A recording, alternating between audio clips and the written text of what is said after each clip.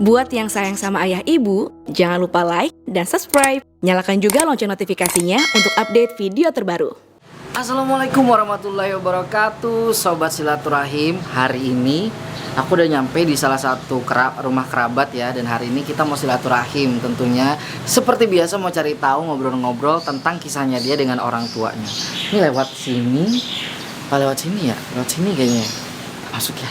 Kira-kira siapa? Langsung aja ikutin. Nah, Teh, apa kabar hari ini? Alhamdulillah baik. Aduh Teh, ini tuh udah lama banget ya sebenarnya nggak ketemu ya. Iya. Terakhir Teh kan main ketemu tuh waktu makan ayam pedes segala macem di sini mainnya. Iya, Ya pas Allah, Teh, kumpul-kumpul ya. Iya, sehat ya tapi alhamdulillah. Alhamdulillah sehat. Nah, alhamdulillah sini Rido akhirnya main lagi ketemu sama Teteh. Kita silaturahim ya. Iya. Ya, di sini bareng pokoknya sama sobat-sobat silaturahim lagi yang ada di rumah. Betul. Dan alhamdulillah hari ini dikasih kesempatan untuk main ke rumah Teh Santi lagi. Teh, Kang Denny ada di atas. Lagi kerja dia. Lagi kerja. Iya. Sebenarnya tuh aku tuh kesini tuh pengen ngobrol santai sih sama Teteh sebenarnya. Boleh. Tadi itu berharap ada Kang Denny ya kan. Karena bisa dibilang tuh Kang Denny sama Teteh ini itu tuh role model banget buat aku juga, mungkin buat pasangan-pasangan lain yang udah menikah nih Teh. Aduh, masa sih? Ya kan? Udah berapa tahun pernikahan? Sekarang mau 15 tahun udah 15 tahun ya. Mungkin kalau misalnya menyimak mengikuti perjalanan Teteh sama Kang Denny, 15 tahun itu melihat posisi Kang Denny sekarang, alhamdulillah rezeki yang luar biasa ya kan. Ini nggak lepas banget dari sosok istri yang soleha, doa istri yang support sama suaminya ya kan. Amin. Tapi nih sobat silaturahim nih, sosok seorang Teh Santi ini pasti juga nggak akan jadi seperti ini kalau nggak ada arahan didikan yang luar biasa dari orang tuanya, dari ayah dan ibu. Iya. Makanya sobat silaturahim ini pengen tanya-tanya nih, ngobrol sama Teh Santi, pengen tahu kira-kira sedekat apa sih Teh Santi sama ayah dan ibu Teh Santi ini. Aku tuh sama mama sama papa tuh deket banget. Deket banget. Tapi aku merasa lebih dekat lagi setelah menikah. Justru setelah menikah ya. Setelah menikah. Tapi mama papa sehat alhamdulillah. Alhamdulillah Masih mama ya? sama papa sehat di rumah. Aku udah 3 bulan gak ketemu sama mereka, ya ampun kangen Masya banget. Allah. Ini karena pandemi kondisi ini ya, kan, segala karena kondisi macamnya. kayak begini. Mama aku ada di Garut, sedangkan aku ada di Jakarta gitu. Ada beberapa kali juga sempat PSBB kan gitu. Terus ya apalagi Jakarta udah masuknya zona merah ya. nggak jelas lah, merah hitam segala aku macamnya. aku jadi takutnya orang daerah kedatangan aku ke sana tuh malah jadi pada takut. Bener. Gitu. Tapi kalau biasanya nih ketemu sama mama papa nih ada jadwal khusus nggak, entah sebulan sekali atau gimana ketemu sama papa? Enggak sih, karena seketemunya aja, sebisanya aja gitu. Karena kalau aku sih pengennya terus ketemu, malah aku pengennya sih tinggal bareng sama mama papa aku ya. Cuman gimana, karena mama juga masih dinas, mama masih ngajar gitu. Papa juga kayaknya betah banget di rumah, namanya orang tua begitu. Iya. Kadang kalau lagi datang ke sini pun ya, cuma datang ke sini, aku pengennya nginep seminggu lah. Ini baru sehari udah ngajakin pulang. Kayaknya udah kita siapin tempat juga, udah kita nyaman-nyamanin apa segala macam, mereka tetap betahnya di rumah sendiri gitu. Benar. Tapi tadi Teteh bilang justru ketika setelah menikah ini Teteh baru ngerasa deket. Lebih dekat.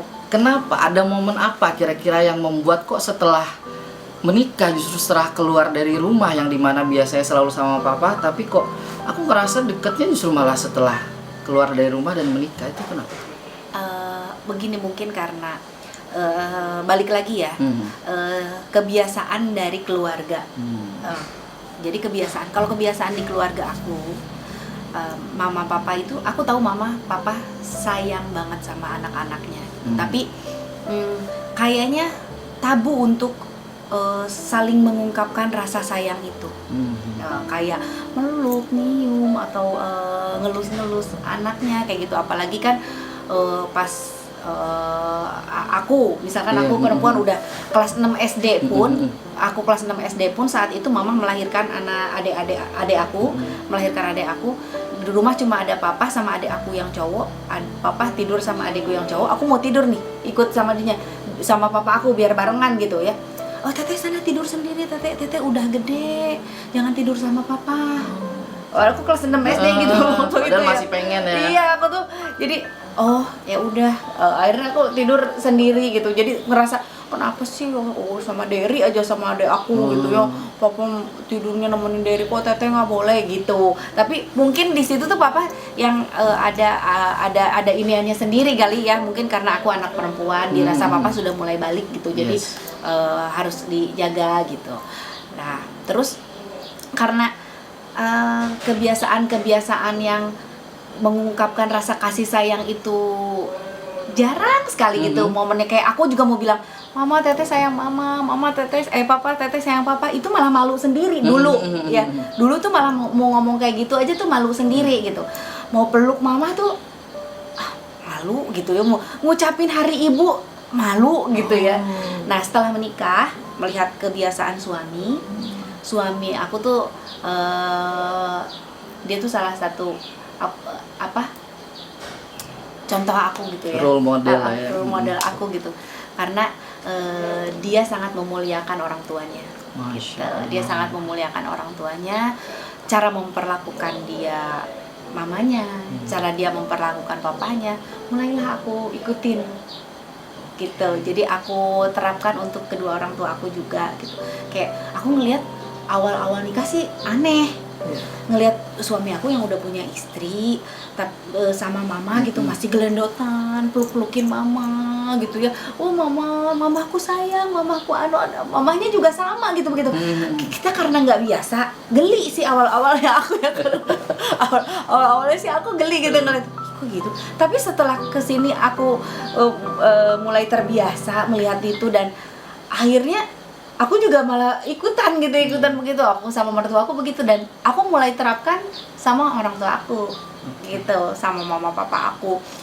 Awalnya kaget pasti. Agak kagok nggak? Iya, agak kagok. Aku juga ngeberaniin diri gitu. Aku peluk mama, kalau sekalinya aku datang ke mama, teteh kangen banget sama mama. Ya Allah, mama sehat, sambil diusap-usap, dipeluk-peluk. Mama tuh yang kayak agak malu-malu. Sehat kayak kok si teteh begini gitu ya. Tapi kesini terus aku begitu, malah jadi semakin dekat gitu. Jadi semakin tidak ada batas gitu. Jadi keluh kesah mama, keluh kesah aku pun nggak ada takutnya lagi nggak mau ngomong apapun jadi terhalang gitu. Enggak. Jadi lebih lepas gitu. Justru setelah menikah ya. Oh, jadi mungkin bahasa cinta itu, bahasa tubuh itu tidak akrab justru pada saat dulu ya, tapi ketika teteh menikah, teteh keluar dari rumah, teteh dapatkan itu gitu. Nah, teh, biasanya kan ada satu kata sederhana nih dari orang tua. Hampir semua orang tua pasti tar deh kalau udah punya anak nih, jadi ngerasain nih apa yang dirasain sama mama papa, biasanya gitu tuh kan. Setelah teteh nih menjadi seorang ibu, perasaan apa tuh yang sekarang teteh rasain, yang kira-kira oh ini ayah sama ibu saya tuh dulu kayak gini tuh gimana? Iya, banyak sih ya. Kayak contoh dulu tuh papa aku tuh orangnya tuh yang keras banget, terus yang penuh aturan gitu di rumah itu, yang ketat sama anak-anaknya. Boleh tahu nggak seberapa keras papa? Papa itu dulu kebetulan aku tuh dari kecil tuh sudah nyanyi, dari SMP sudah nyanyi, dan itu tuh bertentangan dengan papa karena papa tidak mengizinkan aku nyanyi gitu. Sementara aku dapat dukungan penuh dari mama aku.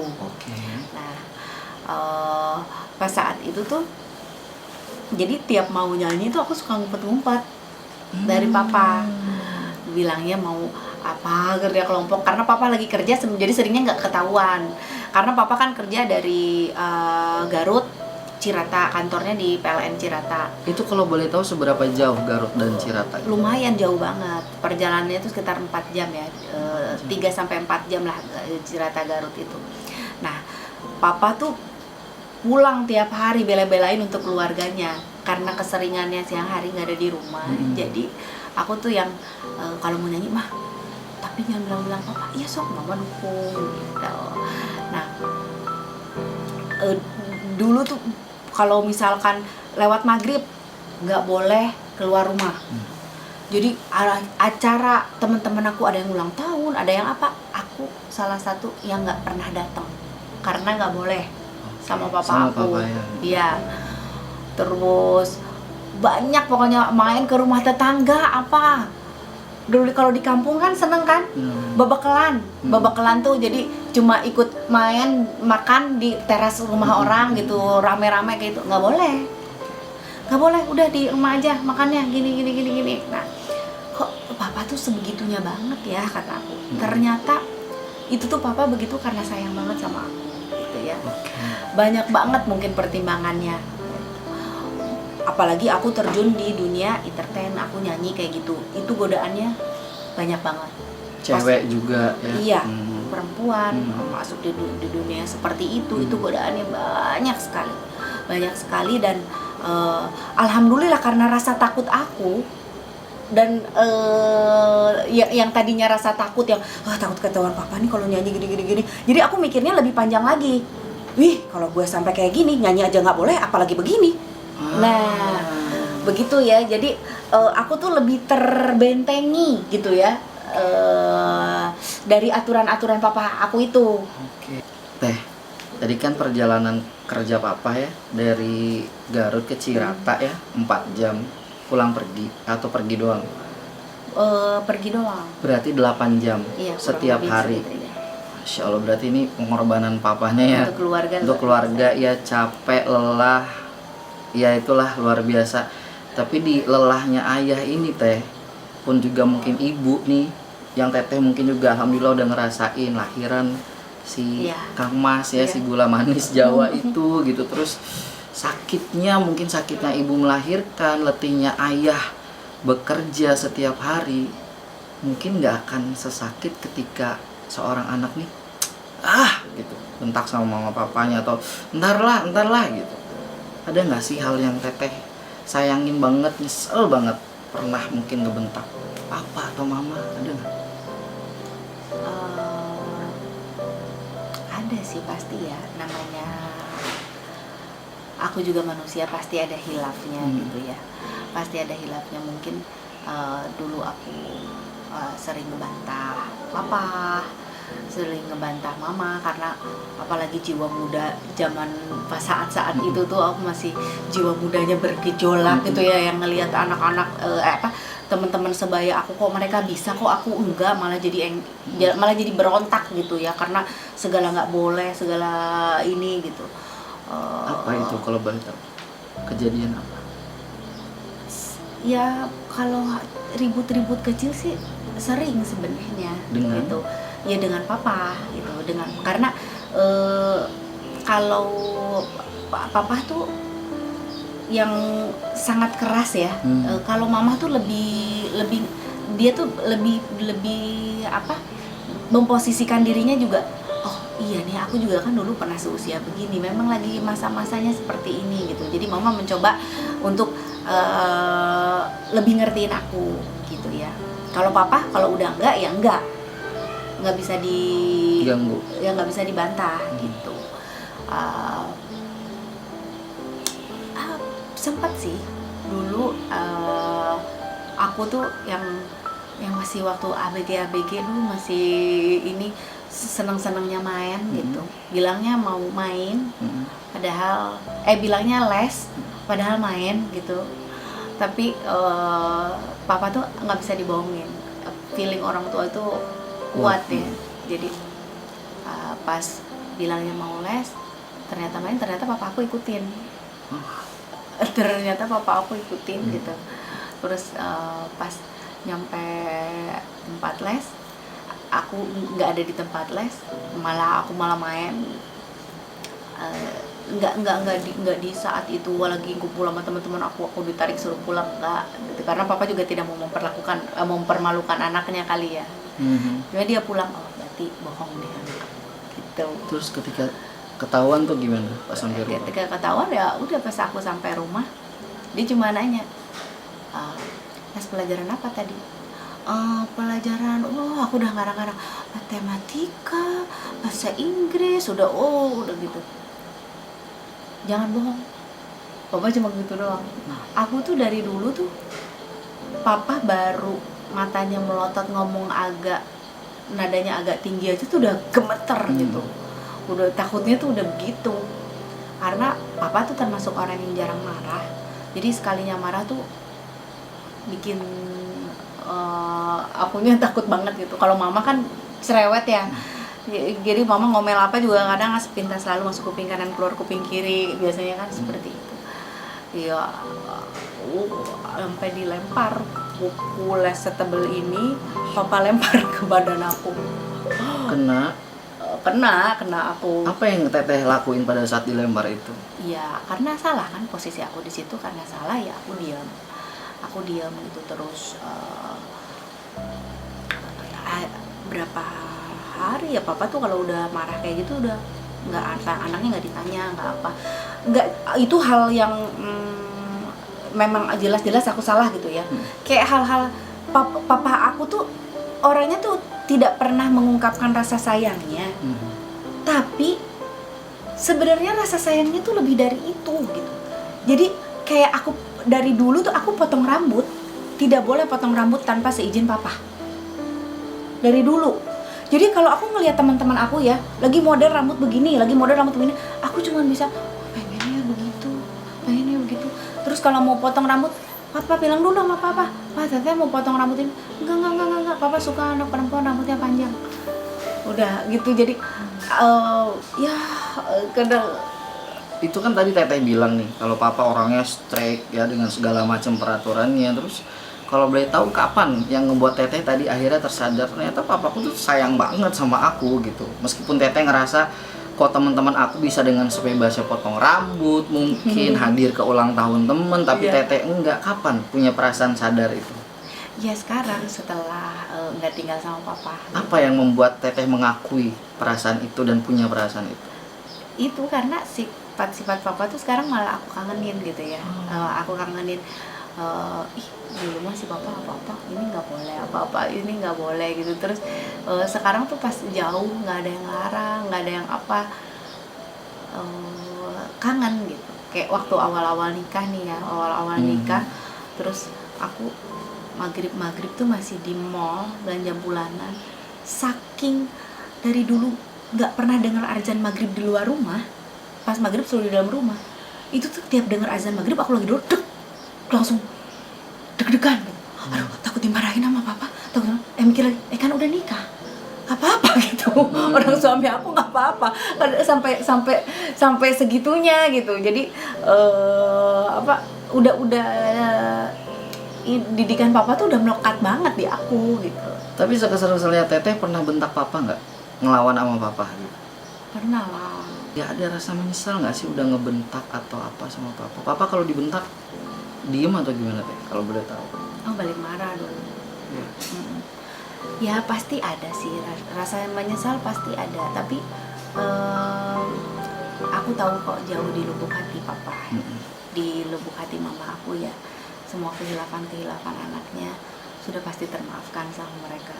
Karena yang aku rasain juga memang aku bisa sekarang sampai di titik ini juga karena doa-doa mereka, gitu, karena ridho mereka salah satunya.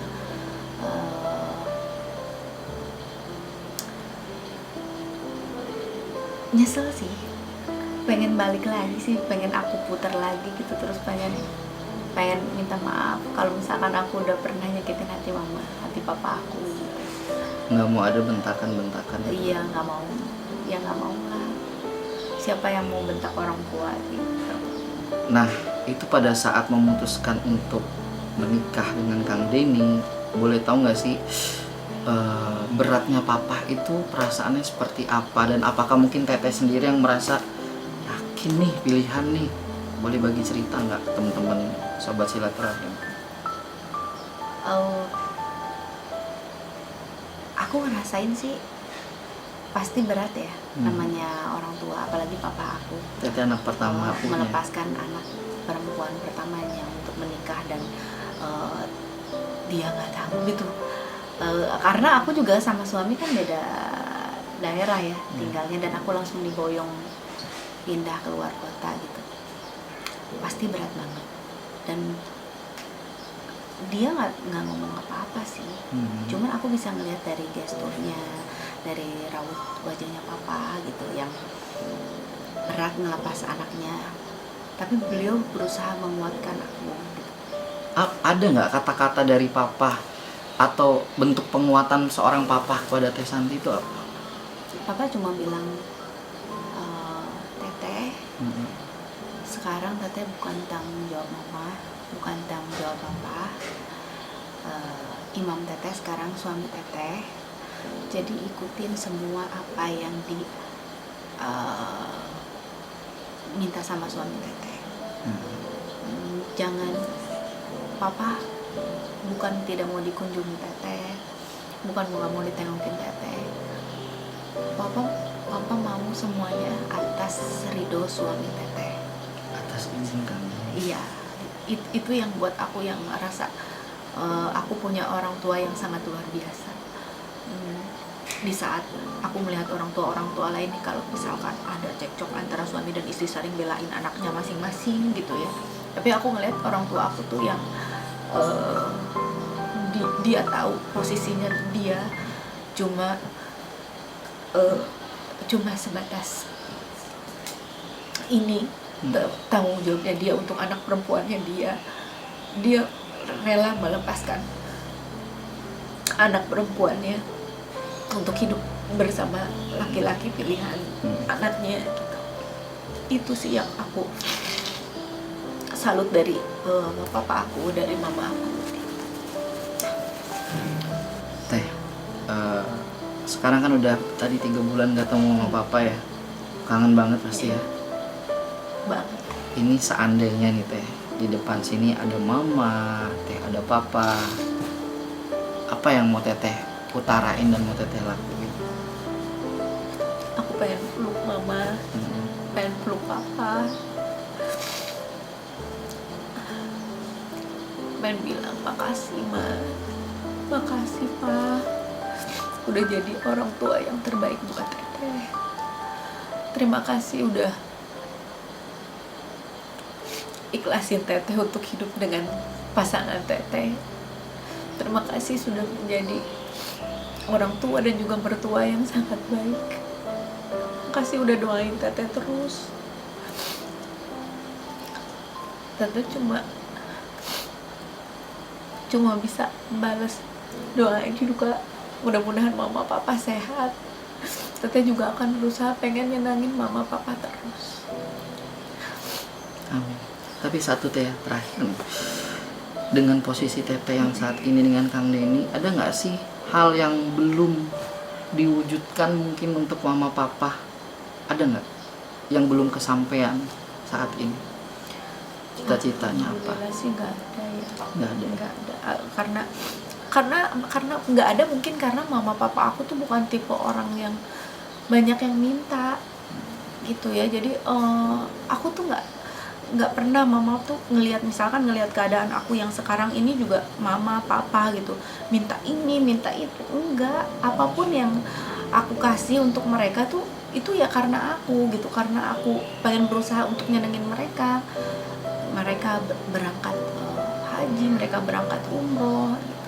Fasilitas yang misalkan yang bisa aku berikan selama ini untuk mereka bukan atas permintaan mereka, itu aku yang maksa-maksa malah gitu, mah ini ya jangan, nanti Teteh nggak ada uangnya. Ada, Teteh udah kumpulin mah, ini misalkan ganti mobil ya atau apa, jangan, udah ini aja. Luar biasa sih, aku punya orang tua yang sangat yang ngertiin banget anaknya, terus Tidak menuntut. tidak pernah menuntut apapun gitu. Bahkan mereka sih maunya mereka bisa kasih gitu, jangan dikasih. Masya Allah. Oke Teh, ini sebelum Ridho pamit pulang, Ridho pengen supaya semua yang ada di dunia ini kan sukses, dunia akhirat, sayang sama orang tua. Teteh ini bisa jadi role model semuanya, contoh. Teteh boleh dong kasih pesan ke sobat silaturahim nih, kira-kira supaya sukses sama orang tua harus gimana nih Teh? Iya, kalau aku sih ngelihat pengalaman aku sendiri ya. Jadi memang ridhonya orang tua itu sangat berharga banget buat kita, karena apapun yang kita lakukan dengan ridho orang tua insya Allah lancar gitu semuanya. Jadi sayangi orang tua kalian, bahagiakan orang tua kalian semampu kalian. Ya tidak perlu kan harus ngasih apa kalau belum mampu. Kita bisa pakai tenaga kita gitu untuk berbakti sama orang tua, atau tidak dengan tenaga, dengan mimik muka bisa. Kalau misalkan disuruh ikutin apa yang disuruh sama orang tua, jangan ngebentak, jangan sampai nyesel nantinya gitu ya. Itu aja sih. Nah, pokoknya tadi Sobat Silaturahim nih, kita udah main ke rumah Teh Santi, dengar cerita pengalaman Teh Santi dengan orang tuanya juga. Pokoknya layani ya, sayangi ibu bapak. Karena apa? Sayangi ibu dan bapak karena apa? Karena ridho Allah adalah ridho ayah dan ibu.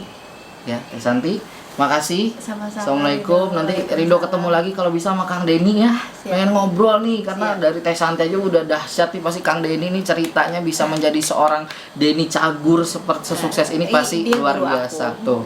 Tuh kan? Ya udah, makasih ya Teh ya. Iya, sama-sama Ridho.